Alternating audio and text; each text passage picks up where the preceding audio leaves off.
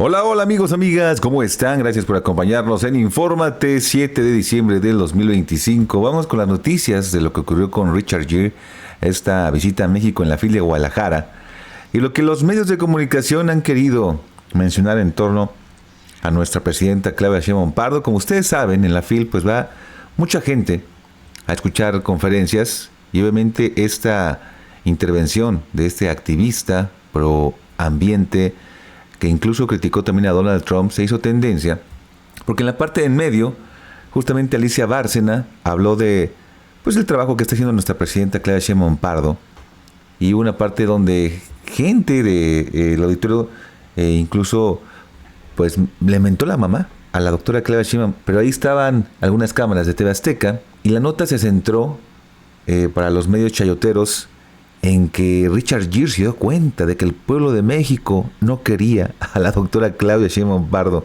¿Por qué no pusieron esto en TV Azteca? Miren. The bad guys on the planet are challenging us to stand up for who we really are and the world we really want to live in for ourselves, our kids, our grandchildren. Look, as an American, I'm deeply ashamed of this president we have. Soy estadounidense y estoy profundamente avergonzado del presidente que tenemos. ¿Por qué? Ya digo lo que pasó. Justamente allá en la ONU, él dice que el cambio climático no existe. Él corre a gente como Gustavo Petro, incluso hasta el mismo Roger Waters allá en Estados Unidos dijo: quien no defiende al planeta es gente que está mal. Y también se refirió muy bien a la presidenta Sheinbaum. Esto no lo pasaron en TV Azteca, señoras y señores. Qué casualidad, ¿no?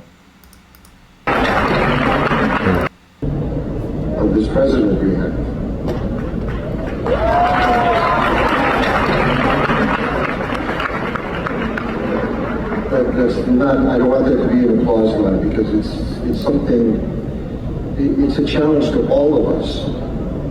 And we were talking before, your president is pretty amazing how she's able to deal with this guy. So I applaud her. But clearly we have someone here, and it's not just Trump, we have Orban, we have Putin, we have Netanyahu, we have bad players on the planet right now with enormous power. And from our point of view, I would say probably most of us in this room, they are on the wrong side of history. They're on the wrong side of the present. They're on the wrong side of the future. But it's a challenge to all of us to stand up and to be counted, to be responsible. In this movie that we made with his holiness, of course he's talking about spiritual health. Bueno, obviamente sí, el mismo presidente Andrés Manuel López Obrador decía: la FIL se ha convertido en una feria de pues mucha gente facha. Pero ¿qué pasó con los medios de derecha? Con Van Pipe, con Loret de Mola, con Chumel Torres, con Ventaneando. Pues pusieron esa parte en donde la gente le falta el respeto a la doctora.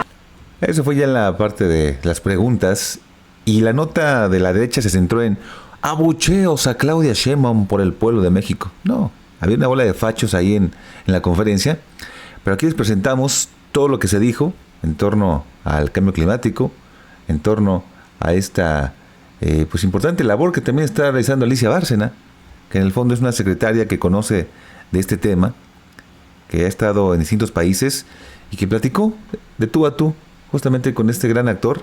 Vamos a escuchar la entrevista completa y ustedes saquen sus conclusiones.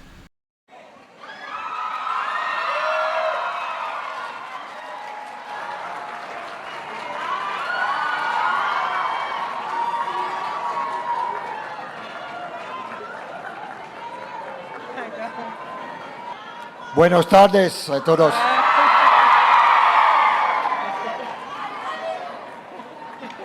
Le gusta mucho, mucho, mucho, mucho. Tenemos el privilegio de darle la bienvenida a un invitado cuya trayectoria artística, humanitaria y espiritual ha trascendido fronteras, Richard Gere.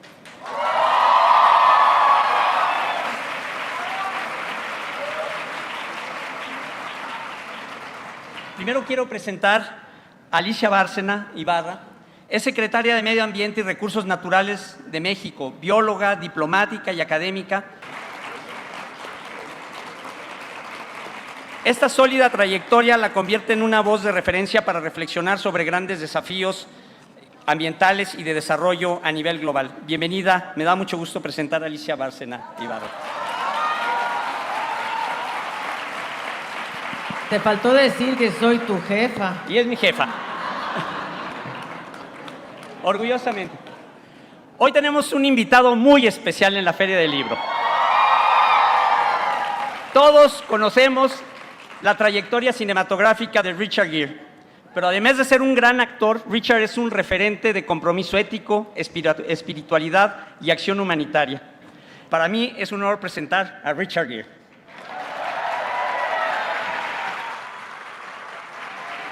The floor is yours. The floor is yours. Thank you. Bueno, imagínense ustedes lo que significa moderar a Richard Gere. Pues, hombre, la fama caminando.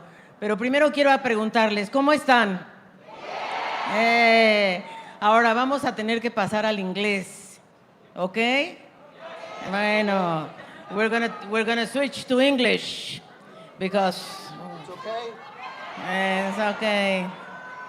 Great. So you can take those off, and we can start. First of all, I want to thank very especially Marisol. Where is Marisol? Thank you so much, Marisol, for inviting us to this very important occasion, I guess. Yes, brava. Brava, bravissima. And thank you so much to you and to Sergio for that kind introduction. I was going to say that maybe Richard and I can leave after this introduction. Now we have to live up to all these That's wonderful things, which I don't know if it's possible. Isn't that difficult? That's going to be tough. But one of the things I think everybody wants to know about you is your journey. How comes that an actor and a film producer like you, transited like you, what is your journey? How do you come up of being such a wonderful actor that everybody knows you for many reasons? And how did you become who you are today? A humanitarian, you have environmental commitments, a soul to share with us today, a word that is the name of the panel, compassion. Tell us about it, please, Richard. Now, the first thing that occurs to me, by the way, I asked her in advance, I'm going to call her Alicia, okay? She's not the minister. This is my friend Alicia. Thank you. And I'm going to call you Richard. Please. No Mr. Gere. No, But okay. my wife comes from the north of Spain, from Galicia, so I'm calling her Alicia. Okay. Fantastic. All right, so you asked me a question. I said, first of all, I'm 76 years old. Wow. I don't know how that happened. Because I still feel like I'm 26. But this happens. I remember the Dalai Lama was asked once about time. I said, what do you think about time? And His Holiness said, I like time. And he said, why? Because without time, nothing would change. And I think that's something that we all have to learn to embrace, is change. Nothing ever stays the same. Everything is always changing. Our minds are changing. Our friends change. Our bodies change. Our thoughts change. The universe changes. The idea of ourself, the idea of others changes, matures. And I see that in myself over these years, is that these ideas of what we are taught maybe as children is what the world is, what we are, what is our relationship to, how do we make a life that's meaningful? Is there meaning? Is this a dark, cold universe? Or is there something more for all of us? And I think that's an ongoing process in all of our hearts and minds, is to keep pushing forward with some sense of courage. We were just talking about courage before we came on stage, but a sense of courage to even give up the idea of yourself that we all protect so much, the idea of me, which ultimately is a construct. There's no me that can be pinpointed. I see that there's a me now, but always changing, just an idea. And as I get older, I feel that more deeply inside of myself, that maturing sense that I don't really exist the way I appear to exist to myself or others. And the same thing out there. You know, there's, I don't know how many people here, 500 people, something like that. There's 500 stories here. There's 500 me's. But that's only from a certain point of view. From an ultimate point of view, from a physics point of view, from a quantum point of view, from a Buddhist point of view, there is no separation. There's no ultimate separation. There's the illusion of that. But if we can penetrate that illusion and feel like we're coexisting stories that are swirling around each other, and can really feel that deep in our hearts, then radically everything changes. There's no way we can be cruel to each other. There's no way we can be crude. There's no way we can be violent with each other. That there's a genuine sense of compassion and commitment that emerges from challenging the basic idea that I exist the way I appear to exist. And start to give in to the idea that we are really all of us in this together. And together we can make a garden of our lives, make a garden of the universe. Not that hard. It's actually much harder to embrace and keep feeding this idea that we're separate. That takes a lot of energy. Much easier to just go, oh, wow, we're really here together. Completely interconnected. So, you know, my voyage into philosophical thought, or ultimately Buddhism, and my incredible luck and gratitude I have for being a student of the Dalai Lama and other great teachers has made these words I'm saying a little closer to something I really feel inside of my heart. It's beautiful because your journey is so amazing. And tomorrow there's going to be a documentary that you produced, you were the executive producer, that is called Wisdom of Happiness. Can you tell us a little bit about that? And we invite these 500 people to watch that documentary? If I got this is that right, it's Marisol? noon tomorrow? Can everybody come to see the documentary? 10 o'clock. To 11 o'clock. 11 o'clock, where? 11 o'clock, you're all invited. All of my friends here, all of my brothers and sisters. No. No, it's a film that I don't even know how to describe it because it's not really a documentary. It's sort of a documentary because Conversation. It's partly a conversation, it's partly a teaching, it's partly a history lesson, it's partly a celebration of 90 years of an extraordinary man's life. But it's also an exploration of the life that we live. And in some ways dissecting this moment on this planet this moment of chaos and confusion and post-traumatic stress disorder that we are all feeling in right now, trying to make sense of all of this chaos. So ultimately, you're able to spend an hour and a half with the Dalai Lama. And I don't want to program it too much, what you're going to see, but please come and see this movie.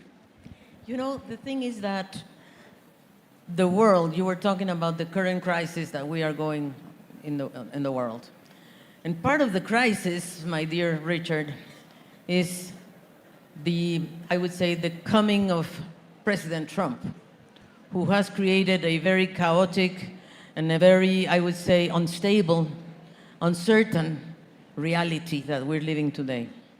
So all these global challenges, it seems to me that we are going through a change of era in a way, you know, that something is going to emerge, that we're going to leave something behind and something else is going to emerge, but we are not still there. This was really a Gramscian Gramsci's thought, and he wrote about it, a world that is not ready to go and a world that is not ready to come in, but monsters are between. So tell us a little bit about how do we rebuild trust? How do we rebuild hope? How to offer some emotional tools in a world of crisis? You know, I think most of the things we experience, we can look at one way or another. We can be very pessimistic and see this is the end of the world, or we can see it as a genuine challenge. And I choose to see this moment as one of challenge, where the bad guys on the planet are challenging us to stand up for who we really are and the world we really want to live in, for ourselves, our kids, our grandchildren. Look, as an American, I'm deeply ashamed of this president we have. No. That's not, I don't want that to be an applause line, because it's something, it's a challenge to all of us. And we were talking before, your president is pretty amazing, how she's able to deal with this guy. So I applaud her. But clearly we have someone here, and it's not just Trump, we have Orban, we have Putin, we have Netanyahu, we have bad players on the planet right now with enormous power. And from our point of view, I would say probably most of us in this room, they are on the wrong side of history. They're on the wrong side of the present. They're on the wrong side of the future. But it's a challenge to all of us to stand up and to be counted, to be responsible. In this movie that we made with His Holiness, of course, he's talking about spiritual values and basic kindness and love and compassion through a filter of wisdom and skill, but it's one of responsibility and courage to stand up. And not out of anger and hatred, but out of wisdom and a passion towards the garden that we all could be living in. You don't get the garden unless you plant the seeds and you water it, and you take care of it. That's our responsibility. We have bad leaders. Let's make sure we don't do that again. We don't allow the bad guys to be our representatives in the world. We want leaders who actually share the same vision of possibility and inclusion, no matter what your color is, your language is, your sexual preference, whatever it may be. Any government that's not inclusive is not the right government. Any leader who's not inclusive is not the right leader. That's an applause line. I'd like to hear that applause. I think everybody agrees. You know, the thing is that we were talking about something before we came into stage, and that was that you need courage to go for nonviolence, to go for compassion, to go for, you know, what you're talking about. You need the courage to make a decision that you're not going to be defensive, that you're going to leave your ego behind. I think these are the kind of things that we're talking about. The cycle of violence only stops if one side stops.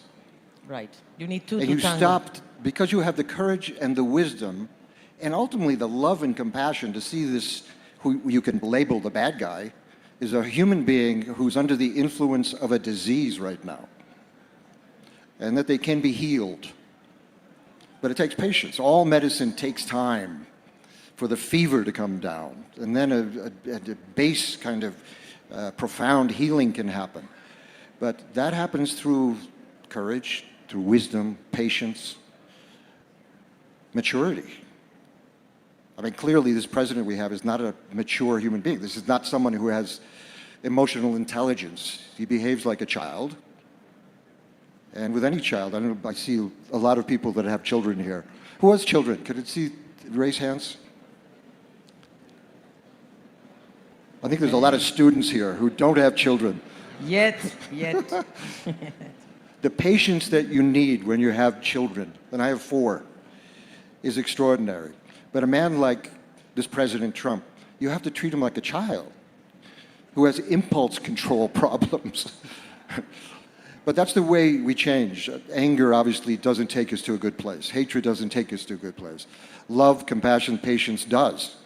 But it has to be used skillfully. And that comes from the wisdom side of understanding reality, understanding who we are at base. And from the Dalai Lama's point of view, my point of view, is at base we are kind and we are generous. And we're always leaning towards love, all of us.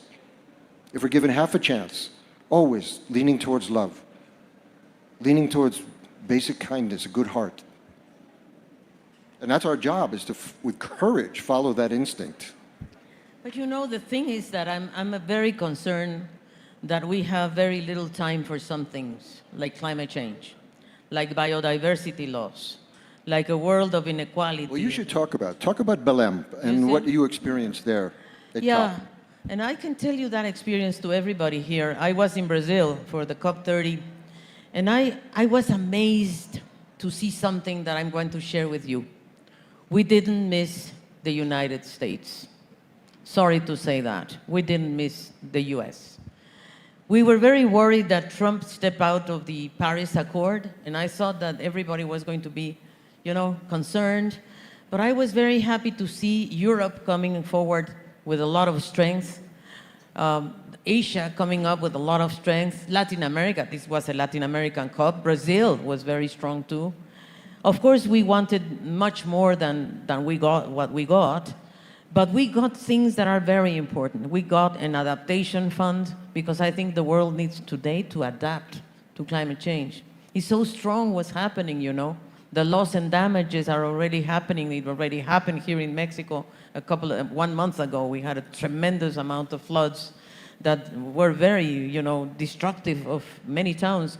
So we are already living the climate change. So what I'm worried about is when you talk about time with Dalai Lama, do we have time to cope with this problem like climate change? Yeah, I don't mean be passive.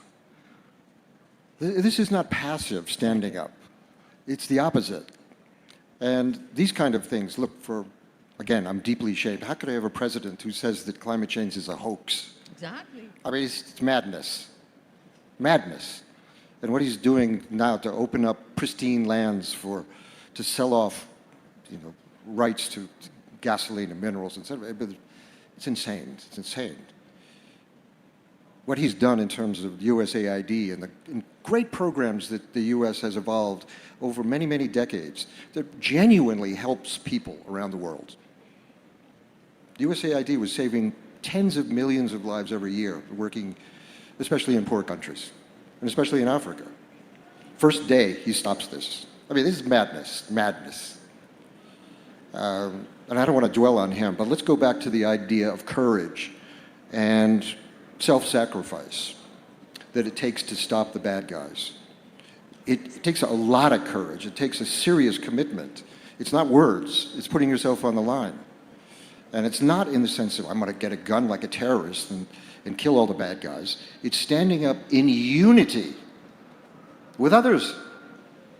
There's no bad guy who could stand up to the millions and millions and billions of people who have a vision of possibility, a vision that is pure and loving and kind and generous. We know there's enough food on this planet for everybody. There's enough, at this moment, clean water for everybody. There's shelter for everybody. There's healthcare for everybody. The hoarding of the resources that we're seeing, especially in the US, but we're seeing it in China now too.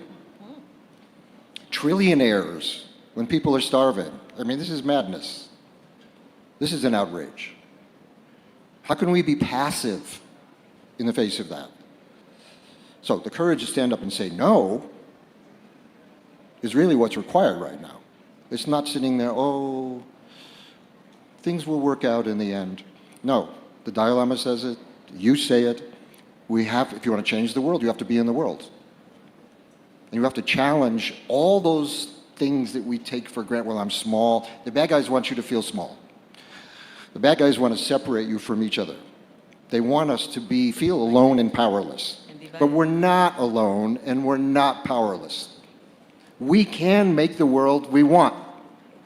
Yes, indeed. Now, the ingredient that we need is to work together.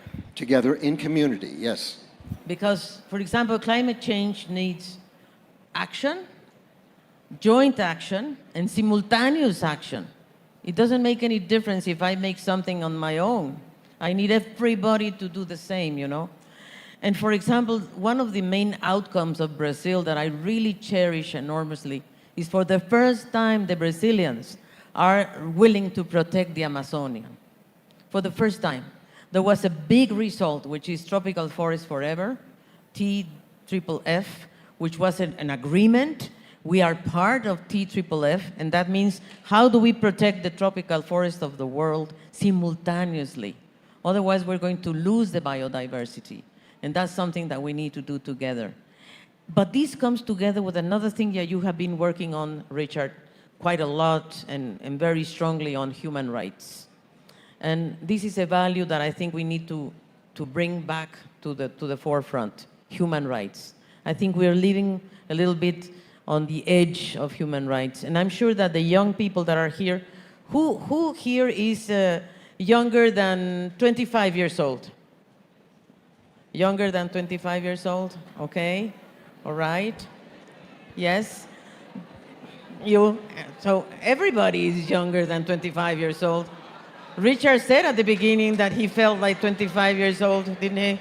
So everybody should raise their hands. Anyway, but we all want to change the world. That's what we want. We don't like what we're seeing today. We want a world that is better, that's biodiversity, that has respect for indigenous peoples, that has respect for women. How many women are in the room? Exactly. We are more than half, I guess, in this room, probably. So, but the gender perspective is so important. So I wonder if you can tell us a little bit how you see these things. How do we bring back these values, these profound values of human rights, of I don't know, participation, of the community level that you have been working so? There's a moment in this film with His Holiness the Dalai Lama, and he talks about compassion. And he goes into detail how he really learned about compassion from his mother. And he goes deeply into that. I mean, he worshipped his mother. And she was so kind and so loving, and that was the inspiration that this is really who I am, is compassion. And he took it a little further and he said, you know, I think we need more women leaders in this world. Yes. And it's very interesting because in Tibetan paintings, they're called tankas, but they represent, there's two basic things that are the mind streams of Buddhism. One is compassion, which we could go into in more detail. The other is wisdom. So it's compassion and wisdom. Compassion it's a vast subject, compassion. Tell us about it. Tell us about compassion. From an emotional point of view, from a psychological point of view, this is an evolution of feeling. And there are words associated with that in English, and I think they're probably similar in Spanish. But the basic warm heart is part of our nature. It's basically kind beings. We have a basic kindness to us, a warmth to us. You say that? I love you too, honey. That's the next word I was going to get to. So we have a warm heart, kindness. Another evolution of maturing of that is love. And what does love really mean? We think about love, we understand love. Let's be specific about love. Love is, I want you to be happy. Yeah. Simply that. It's not like I want you to love me. I want you to be happy. I love you. That's pure love. So then there's another level of that. It matures and becomes more deep. He said, I want you to be, I love you, I want you to be happy. But I'm looking at you and I know you're not happy. You're suffering. There are things wrong. You're frustrated. There are real things that have happened to you. You're suffering in your heart and your mind. And I don't like that. I want it to go away. That's compassion. I understand you're hurting, and I want that hurt to go away. That's what compassion means. And we can make that universal. We could say, look, to every single one of you, my kind heart goes, I love you. But I say, wow, you're not really happy. There's some levels of things going on. I want that to go away. I want that to go away. There's another level then of maturity that says, I'm going to do that. I'm going to take that suffering away from you. Now that's a high, high level. So that's Jesus Christ, that's the Buddha. Is able to do that because they've so extinguished their own sense of self-cherishing that all they are is compassion and love and altruism. So that's a wide range of possibilities of something that we would generally call love. But it's ever deepening and becomes more universal as that deepens. So this movie that I said, you spend an hour and a half with someone who has become altruism. There's no subject-object anymore. It's that spontaneity of love, compassion, altruism.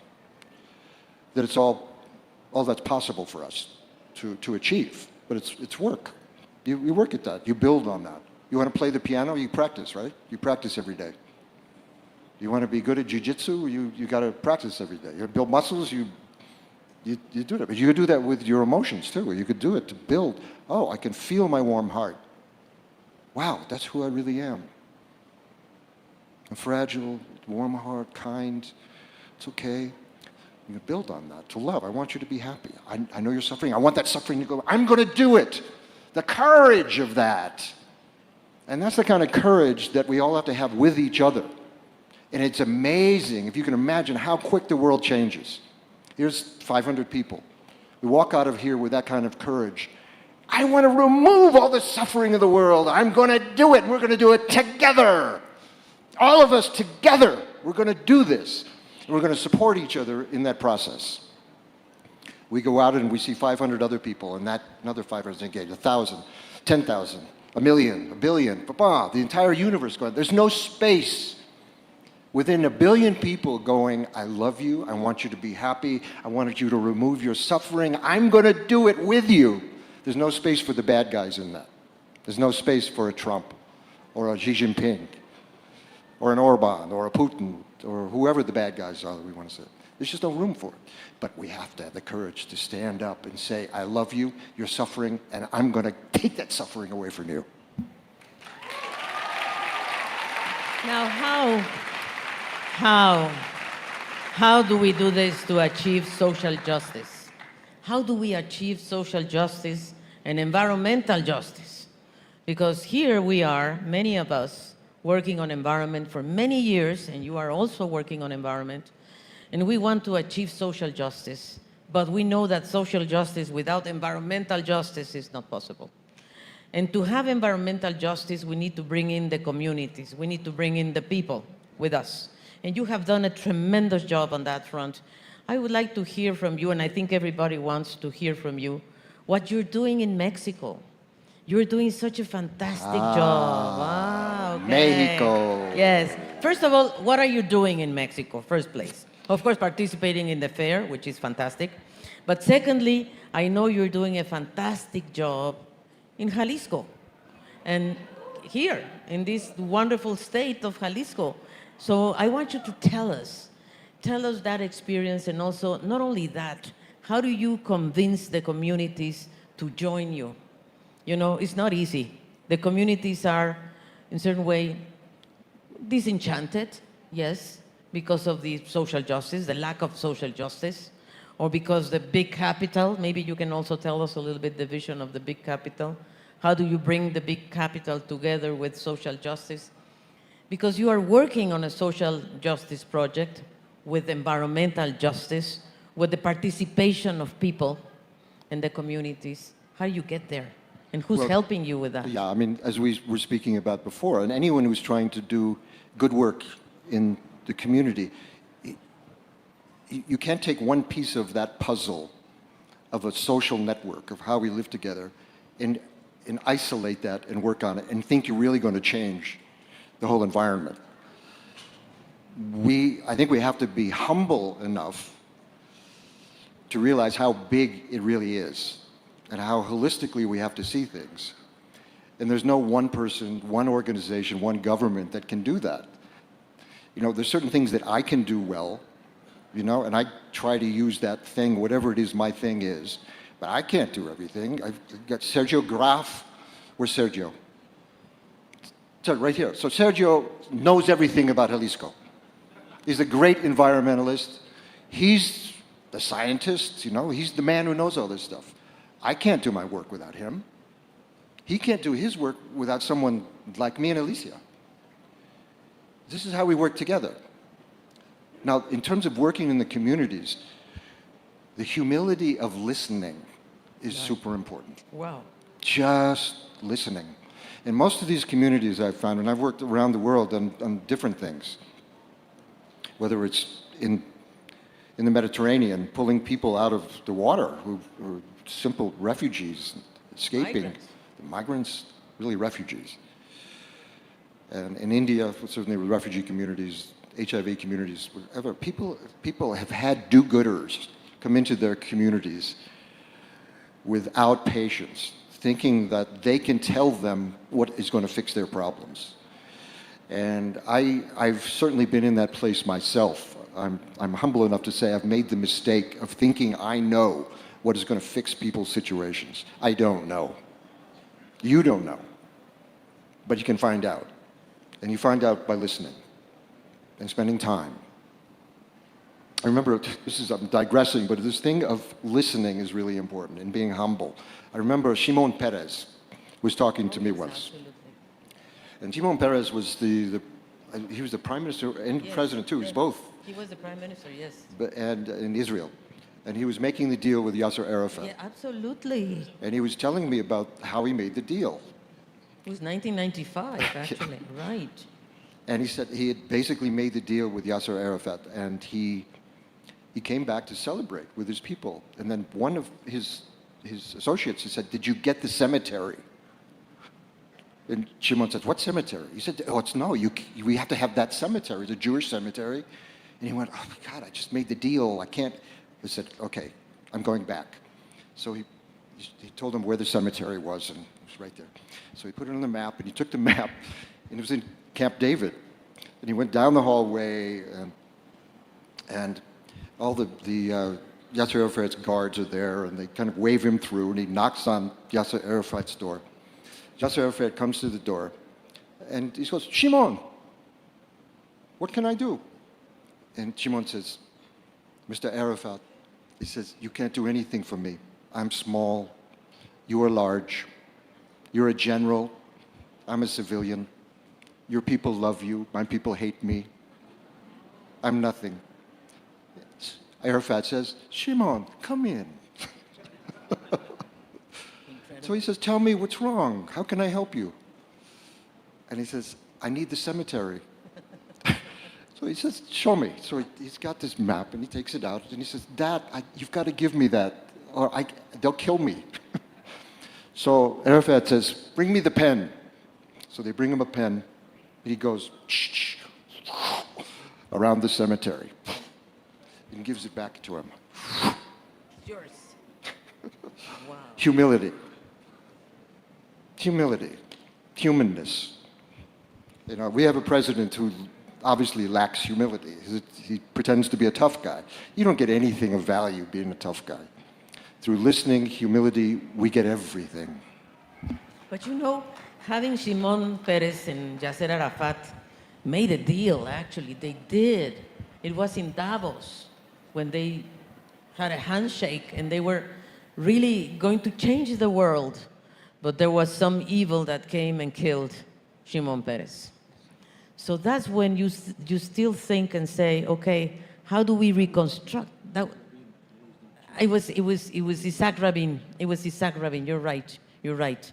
But they were making a deal. They were really ready for peace. They were very close, yeah. Very close. So what can we do to confront that situation? And I think that's what we need. People that are humble enough to talk to each other, to listen, as you very well say.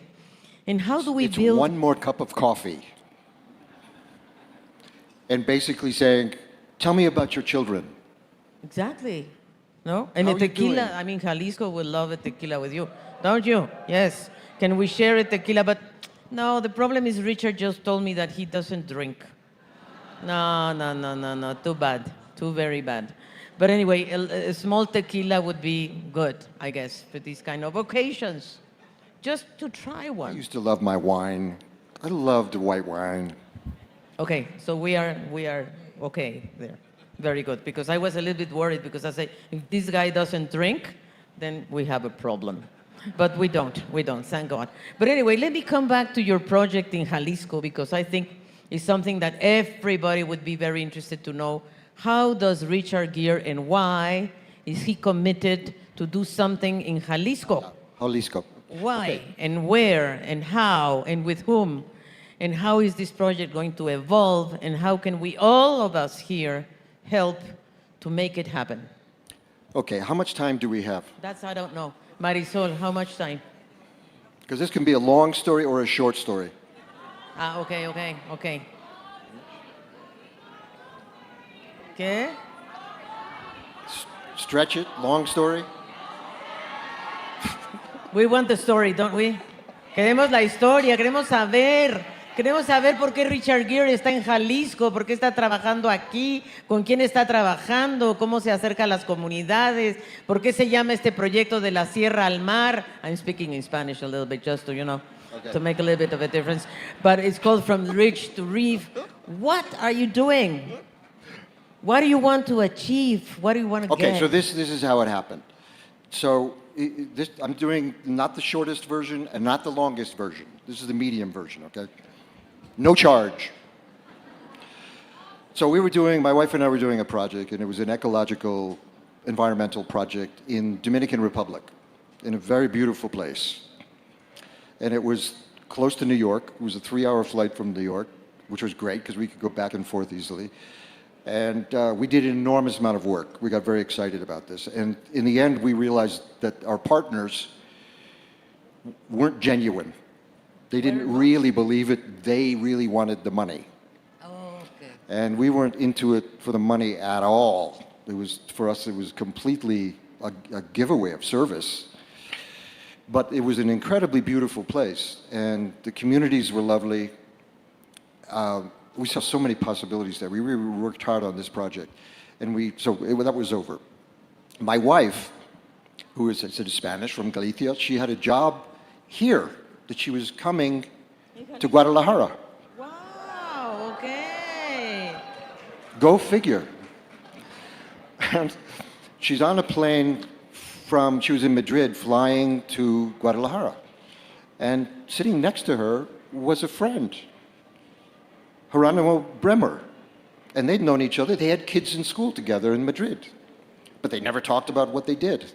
So this long flight, they start talking, and he was a very responsible and conscientious developer in Mexico. He was Mexican. And she started talking to him about his project. It was identical to what we were doing in Dominican. So she called me, she got here, she said, you won't believe what happened. I met Geronimo, they're doing a project that's identical to what we're talking about. It's responsible, it's saving this incredible area, beautiful villages, and this is going to be something that will show the world how you can do this incredible work. And I'm going, I'm not interested. I've been through this horrible situation in Dominican. She said, let me send you a video. So my wife went with the Bremers, and also Ricardo Santa Cruz right here, who's one of our partners in this, and went to Xala, where they were doing this project, south of Puerto Vallarta. She showed me this video, and I went, oh my God.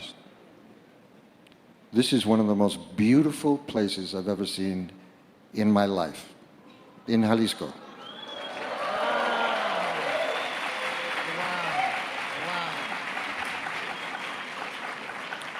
Almost completely untouched, no development. I keep forgetting how many thousands of acres there's. 1,200 hectares, and most of it along the beach. This incredible, from the mountains right down through the double and triple dunes to the ocean. And there were turtles everywhere. This was a turtle protectorate also in this area. With leopards were coming through there. It was a corridor for the big cats coming through there. And with the peoples in the local villages were wonderful and relatively happy. You know, this is a paradise. So now, I won't do the long story, I'll do the short version now, but I flew here and I realized that I had been here 35 or 40 years ago with my first wife and had felt like I was in Africa 150 years ago. It was that beautiful and untouched. So I fell in love with it. So I became a partner, my wife became a partner in this development, which I prefer to call a sanctuary, that needed investors, has to have money involved, but a responsible developing of this extraordinary area. And the premise was really working with the local people and spending the time to listen. And how could their lives be benefited by the development in this area? Conscientious, responsible development. Years of listening I realized they had done already. My wife and I started the listening process of what would make them happy, what would make their life special for their kids, for their grandchildren. And how could they feel in partnership, not abused in the process, or not feeling like there's a rich person's ghetto there in the middle of their land, but a real partner in it, a sense of community. And our vision was my kids would be playing with their kids, that we would all be on a level playing field, and that garden that I spoke about before, this Eden, but not, as a phrase I especially like, it says, the simplicity that I seek is on the other side of complication, meaning it's hard won. You know, it's solid, because it took work to get there. So the process was, let's work with right here in our own community. And we realized little by little that it was clear all the systems, the ecological systems, the working systems of farms, of fishing, of salt workers, I mean everything, the women's opportunities in that area, everything was interconnected. And to work on one thing, you had to work on everything. And they first started working on the water systems there and did extraordinary work of bringing water to that area and starting to clean up the mangroves and the water movement, which had been disturbed by bad practices of farming. But the correctives started to happen. And it took years to create the trust and the buy-in from the local people that they weren't going to be used. In fact, this was something that was going to be good for them. So then we realized that this had to be much larger than that area of 1,500 hectares. It needed to be that whole coast, which was still pristine. Some big landowners, you know, it included the Kushmala, and I'm losing my mind. The goldsmiths had huge property there that had been saved. But if you're not a billionaire and can just buy it and save it, how can you actually do it in the real world? So you have investors, you have the local communities, you have all social systems, you have water systems, you have everything. You know, of course, you have to touch all of it. To do that, you can't do it as private citizens. You need partnerships. So partnerships with the local governments, over here, the local governments in Jalisco, the national governments, you know, the will of extraordinary ministers here, our friend Alicia, that you can start to have vast plans and see how that we can work together. Everyone is good at certain things. You know, this extraordinary woman is, I realized too that we probably met each other when she worked for Kofi Annan. I'm sure. And which was, how long ago was that, 30 years ago? It was 2006, 2007. Yes, Well, 20 years ago. Yeah. Wow. So I think How did I let we you must have go? met at that time. How did I let you go? I don't know. I mean, I'm kidding. My husband is here. Anyhow, the basis of this story is that one, there's a will to make it better. The will to have a positive vision. And then the will to search out other people who could have a similar vision and bring their expertise and energy to that project, that possibility. In this case, the possibility of an Eden, which is on the other side of complication. Something that we really own because it was hard work to get there. But in the process, we've created community. And once you create community around something it's creative, it's beautiful, it's timeless, that same energy can be used for other purposes. And I hate to say this, but in terms of government, in terms of political movements, in terms of all kinds of things, once you create coalitions around a pure vision, that can go endlessly in extraordinary places that you can't even imagine in this moment. But how that basic good heart, that heart of compassion, that heart of positive visions can radically change everything, and it can happen very quickly. Now, the thing is, how do we replicate this experience that you're having with us, which is wonderful, in which you included people, no? Included the communities, the fisherman and woman. You were telling me that there were a lot of very women. important to us. The foundation that was, that Ricardo was very much a part of, the Shala Foundation, has a social component and very much focused on women. And one thing that I'm very committed to is creating a micro-lending institution very much like Mohammed Yunus has given the world. And I think it would be extraordinary there. But the empowerment of women is, I think, central to this kind of work. Now, how do we bring big capital? Because at the end of the day, the foundation, Richard Gere Foundation, which you are the head of, we need foundations like yours to come and build projects like the one we're talking about. Now, what do we need? What are the ingredients we need to have?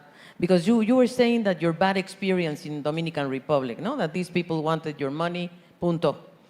Now, these people here don't want your money. They want their environment. They want their social and environmental environment to be preserved. And they are finding a way to do it together among themselves and with you. The question is, how do we convince other big capital to do the same? Well, it's like casting a film, honestly. I mean, there are good capitalists. There are good developers. There are good banks. There are people of enormous resources. Not everyone, but creating partnerships with the ones that do have a sense of genuine responsibility. They can't do everything. Frankly, we've met several people here over the last couple of days who are extraordinary, very wealthy, but I'm amazed at their good hearts and their commitment to doing good things in the world, and especially for their community, here. So they're players. I see a wheel of change that at root, it's a human issue. If you don't feel it in your heart, nothing good happens. So I look to the NGOs, who are always poor. Always. But they got good hearts, and they're trying to do something, and it's a 24/7 job for them. I've never seen an NGO that worked 10 to 5. This is like incredible commitment of time and energy. They basically don't have time for their families because they're so committed to make this enterprise work and make it work for others. So that's the first connection I see in a wheel of change. Then, of course, you need resources. If you can find some people who have a little money that can up the game, make capacity building. Now, if it's a really good idea and it has large possibilities, another part of this change, I feel, is communication. To have press involved, to have journalists involved, to tell the story so that other people can understand in a good way, a positive way that empowers a reader to be involved and care about this and feel like it's worth their time and energy. Another part of that change is very often it's someone like me who people know and have a history that they kind of trust. And I'm humble about this, but I'm thankful that basically people trust where I'm coming from. Absolutely. So I try to use that in service of the NGOs. That's all. This is not about me. I would rather Sergio was up here talking about what he's been doing his entire life to help people in the environment than me. But we do this together, so I play my part. on this wheel of change, usually I put government at the very end. Please don't. But since I met Alethea, I'm putting government right in the front. Because we have a commitment to work together here as partners on doing this extraordinary project of saving 100 kilometers on the coast from the mountains out into the sea. 100 kilometers. And the commitment has been made today. So please give her an applause. No, both. One very crucial question here. See, she can't go back on it now. It's a public commitment. It's a public commitment that we just made together with the Secretary of Environment. ¿Dónde estás? Ahí estás. Bueno, ahora vamos a hacer una cosa. Vamos a ver, Marisol. ¿Me das la oportunidad de tomar 2 o 3 preguntas del público? I'm going to take a couple of questions from the public. So be ready. So let me see. 3 manitas, una de acá y una de acá. Vamos a empezar acá. Vamos. Adelante. A microphone to him, please. Yes, there it goes. Thanks, Richard, to share a beautiful message to all the people here. You're really touching many lives with your beautiful message. So I just want to ask you about which is the main advice that you want to share to all the young people to protect the planet? And the second question for you is how we can face the violent moments without losing the hope. Thanks. Thank you for the question. Your name. My name is Eduardo Granados. It's a pleasure, Eduardo. Richard. Gracias, I'm Eduardo. really nervous. So thanks for the chance to do the question. Gracias. I think, look,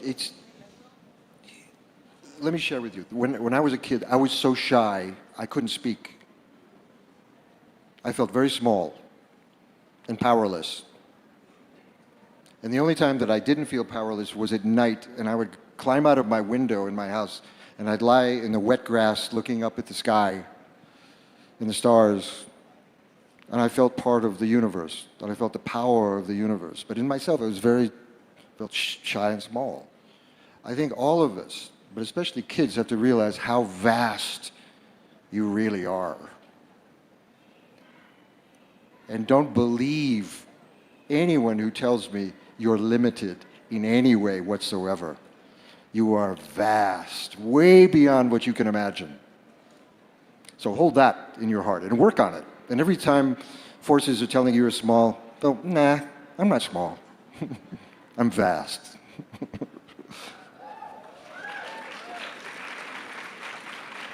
Now, in the face of the dark things that happen on the planet, they're a challenge. They're not the end.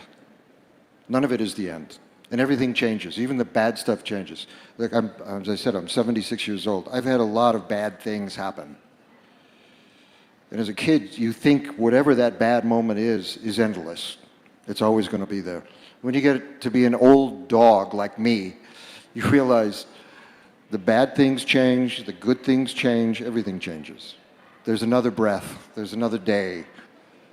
That's just the way it is. Change is good. Time is good. Change is good. But you can ride change. You can go with it. And then, if you get really good at it, you can actually start to direct change. So you see someone like the Dalai Lama, these great yogis of any spiritual tradition, they ride change and direct it, in an extraordinary way. Don't believe anyone who says the status quo, this horrible status quo, is always going to be here. That's a lie. And you have enormous influence. Now, of course, as we've been saying this whole time, the subtext of everything is that change you want happens together. When we band together, the bad guys never win. Never. It's a struggle, and there's going to be pain, but the bad guys don't win. So stick together, all you vast, vast kids, and we'll win. With a dream, with a project, with something that guides you, I guess. Gracias, Eduardo. Let's go this way. A woman here, you are. Nombre, ¿Estudias o trabajas? No, no es cierto. No, tu nombre. Tania Mueller Garcia, congratulations to both of you. It was a great conversation. My question is, knowing how challenging it is in the global south to empower women in terms of climate change, in terms of the work you're doing in the community, what would your recommendation be for that women empowerment, especially in these small communities? Thank you. Good question. Tu nombre. Tania Mueller Garcia. Tania, preciosa, gracias. And she was the head of environment in Mexico City. ¿Yo? Ay, nanita, ay, nanita. How to empower women? I think that we have to stand together. Nothing should be done without us. We women have to always be at the upfront. We are not victims. We are not victims. We have been victims of violence many times, but we should not stand up as victims. We are owners of our destiny, and we have to search for autonomy, economic, social, political autonomy. And I think the best thing we need to do is listening to the women in these communities that Richard is talking about. And I'm sure we can learn so many things from women, but we need to recognize them. We need to lift their hearts, as you very well say. They are vast. You just said it to Eduardo. And I think women also are vast, very vast, but they need recognition and to be held up in dignity. My response. Now let's hear Richard. Yeah, I remember talking to Muhammad Yunus. I don't even know if everyone knows who he is. Do you know who Muhammad Yunus is? So he started the Goman Bank, and it was the beginning of really codifying how to do micro-lending. And he experimented a lot with how to do it. And in the end, what he found was the only time it worked is when he lended money to women. And it wasn't just to one woman. Through experimentation, it was at least 5 women together.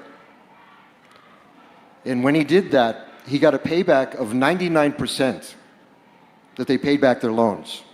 Men, it was like 5% paid back. A woman alone was 60%. 5 women together, 99% payback. And why?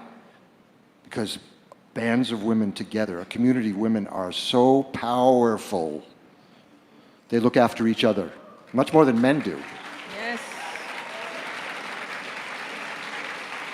Incredible. And you said something that I think is very, very interesting to know, that Dalai Lama learned a lot from his mother. I think this is amazing. And in this documentary, which is not a documentary but a conversation, where Dalai Lama is saying that women, united women, can change the world. Together with men, eh? Don't leave men out. No, we need them. We need them. Yes, we want them. We love them. I think what he was saying was, men are okay if they're like women. Exactly. Just that. So, just that sense of solidity that a woman has, incredible solid patience. Men don't have that. I don't have that.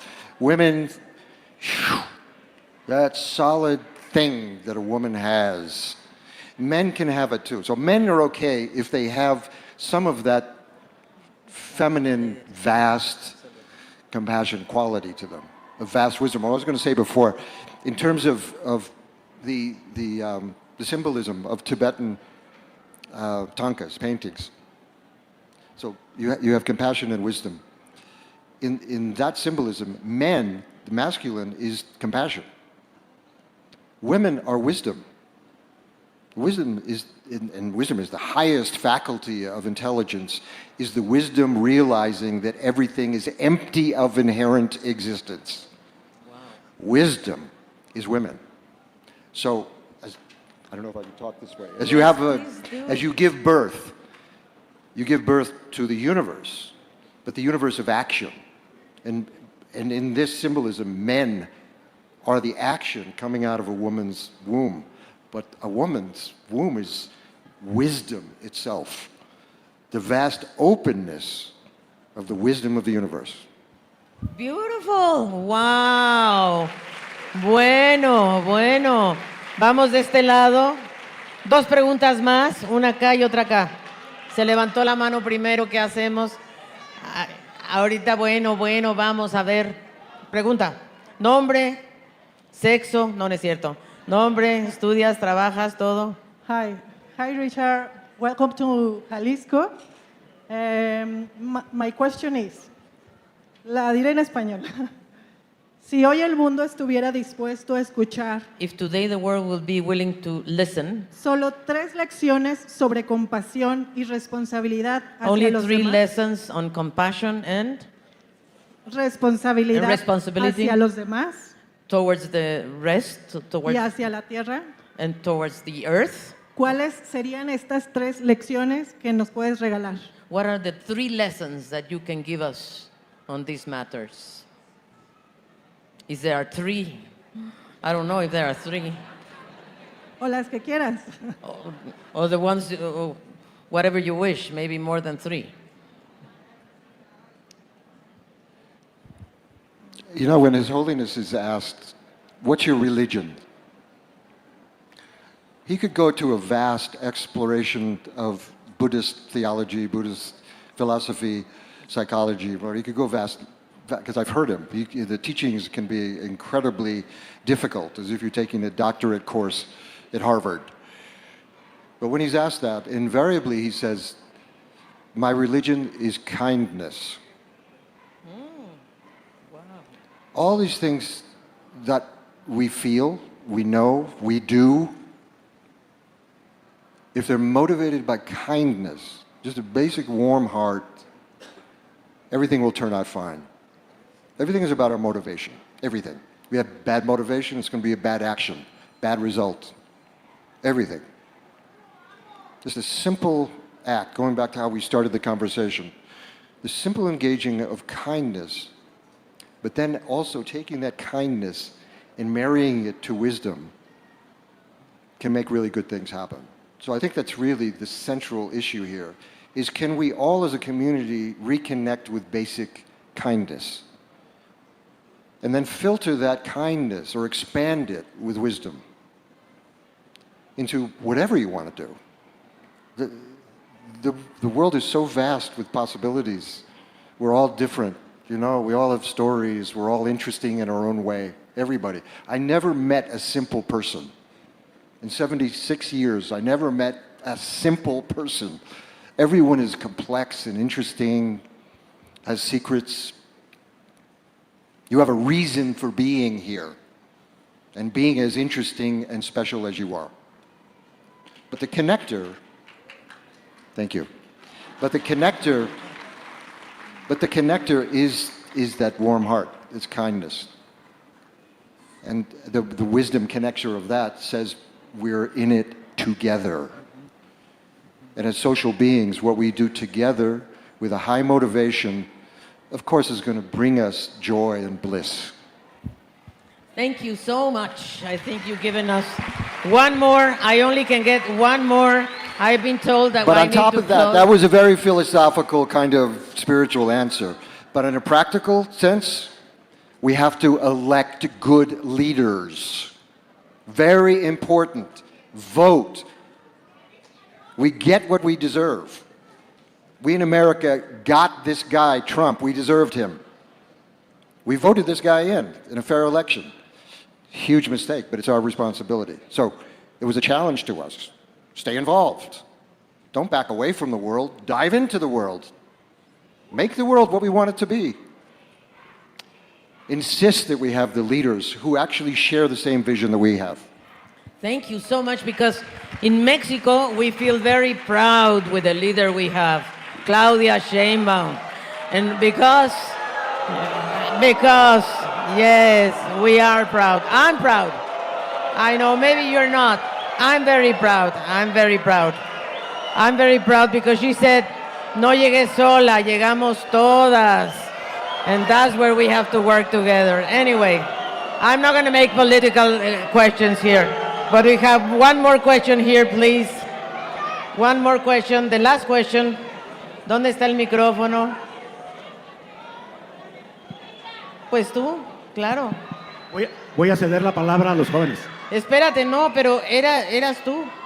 Bueno, no importa. Agarramos dos más. Vamos, adelante. Hey, thank you for being here for this opportunity to ask you. This project that you show us today, it's very interesting for me, and I have a daughter that I want to take to these places. So my question is, how can we support the project here on Jalisco, and how can we visit all of the things that you are doing here? Fantastic question. Richard. Yeah, I look, one of the partners that I'm really excited about is to have the University of Guadalajara working with us ¿Dónde está la on this rectora? project. And part of it is documentation. I mean, I want the film department, the anthropology, the sociology department, whatever, to be part of this experiment in being responsible and documenting how this is happening. When it doesn't work, it's documented. We correct it. We make it work. It has real people. You know, we were just talking today about this. I mean, you have an extraordinary ecosystem up in the mountains that is completely unique. Sergio, tell them about that incredible ecosystem. Ándale. The lovely, the talented Sergio Graf, ladies and gentlemen.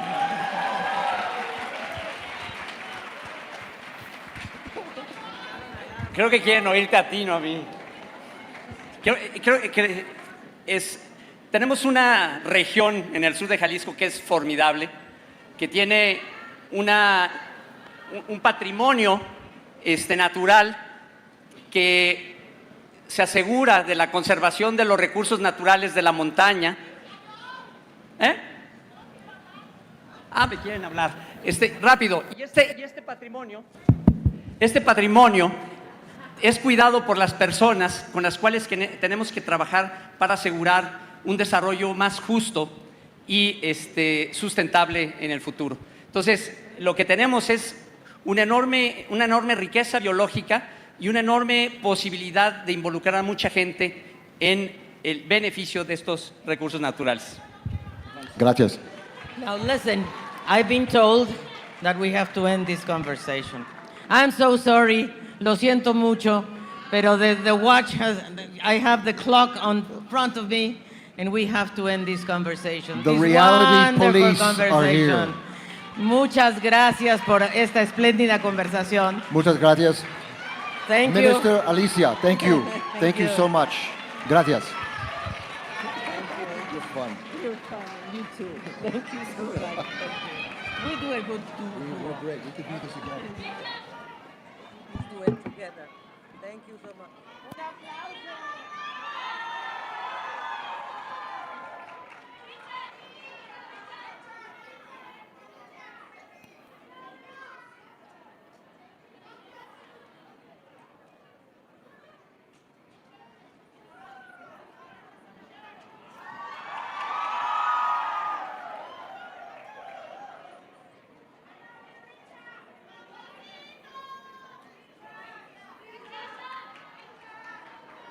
Pues así es como sucedieron las cosas en la FIL de Guadalajara, amigo y amiga. Yo soy Filipo Beltrán, como siempre, agradeciendo tu punto de vista. Si te gusta la información, te invitamos también a las redes sociales que aparecen en pantalla y te recordamos que aquí en Infórmate, también un México informado, siempre es un México mejor. Nos vemos y escuchamos en un próximo video.